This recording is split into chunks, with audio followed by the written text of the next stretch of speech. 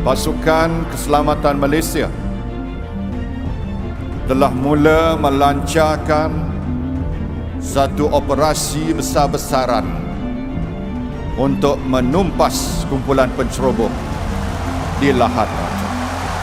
February 2013. Malaysia was shocked with the news on a group of armed men intruding the coasts of Sabah. This intrusion led to the deadly encounter on the 1st of March 2013 in the village of Tanduo, which left 10 Malaysian forces personnel dead, along with 68 members from the Sulu side. Those who were behind the intrusion admitted that they were descendants from the Sulu Sultanate. It was a well-planned and execution by the Sulu men in stages into the village of Felda Sahabat 17 in Lahad Datu. They came in by small boats through the waters of Sabah from the Philippines. The local fishermen in Lahad Datu who began to notice these unusual activities began to alert the authorities. This mission was led by the Raja Muda, or young king by the name Agbamuddin Kiram, who claimed to be the relative of the Sultan of Sulu, who was Jamalul Kiram III. The reason behind the attacks were to reclaim the state of Sabah from Malaysia as their rightful land. The group of fully armed men demanded to be recognized as the Royal Sulu Force. Malaysian authorities had been engaging in talks with them but could not find a resolution until the 1st of March 2013. Two of the Malaysian VAT-69 commandos were killed in the early morning of that day. They were Inspector Zulkifli Mamet and Corporal Sabarudin Daud.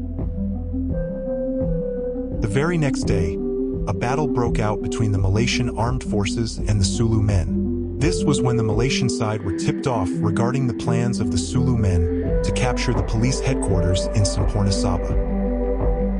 The armed men killed 6 Malaysian policemen in a brutal manner. Some of the police were slashed, hands chopped off, and one of them was beheaded. Di sinilah salah seorang anggota pasukan keselamatan kita tewas, di mana anggota tubuh badannya diperlakukan dengan begitu kejam oleh penceroboh dan organ dalamannya dipercayai dikeluarkan oleh penceroboh dengan begitu kejam sekali.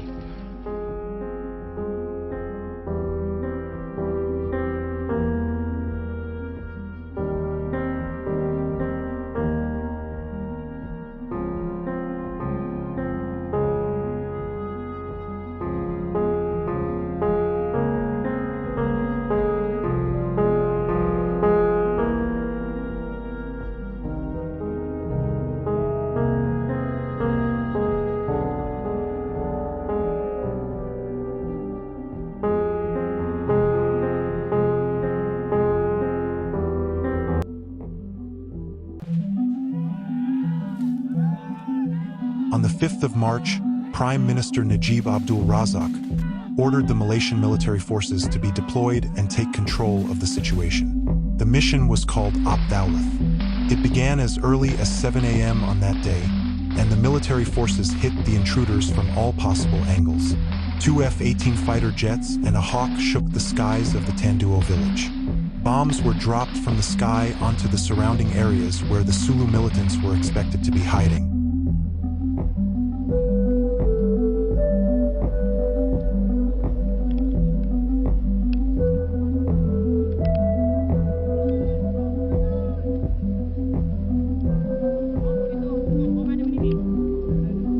At around 11 a.m., the Inspector General of Police, Tan Sri Ismail Omar, along with the military chief, General Tan Sri Zulkifli Muhammad Zain, announced that the objective of the mission on that day was a success.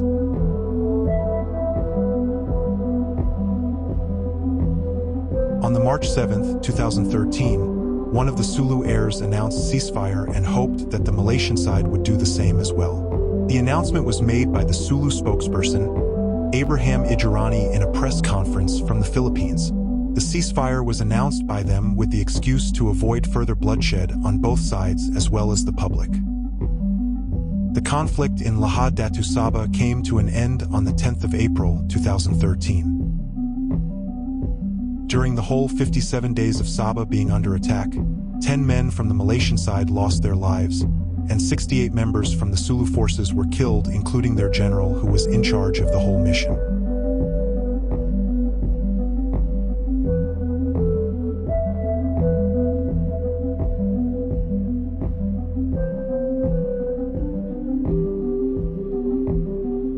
A total of 416 individuals were arrested, including 110 that were detained under the Security Offences Special Measures Act 2012, or better known as SOSMA.